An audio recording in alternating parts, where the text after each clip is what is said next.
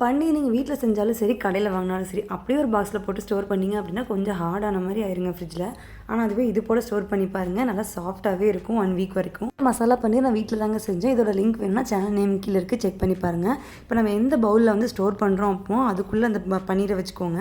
இது கூட அப்படியே மூடி வச்சிங்க அப்படின்னா அதில் வந்து நம்ம சீக்கிரமே ஹார்டான மாதிரி தாங்க இருக்கும். அதுவே அந்த பன்னீருக்குள்ளே ஃபுல்லாக தண்ணி விட்டுட்டு அதுக்கப்புறம் மூடி வச்சு ஸ்டோர் பண்ணி பாருங்கள், நல்லா சாஃப்ட்டாக இருக்குங்க. பன்னீர் வந்து அப்படியே வச்சோம்னா கலர் கூட கொஞ்சம் அடியிலலாம் சேஞ்ச் ஆன மாதிரி இருக்குங்க. இது மாதிரி தண்ணி ஊற்றிட்டிங்கன்னா நல்லா ஃப்ரெஷ்ஷாகவே கலரும் சேஞ்ச் ஆகாமல் அதில் டெக்ஸ்சரும் அப்படியே இருக்குங்க. நம்ம வீட்டில் இருக்கிற ஃப்ரிட்ஜில் வந்து ஃப்ரெஷ் ஜோன் ஒரு பார்ட் கொடுத்துருப்பாங்க, எல்லார் வீட்லேயுமே இருக்கும். பால் பேக்கெட்டில் வைக்கிறதுக்காக யூஸ் பண்ணிகிட்ருப்போம்.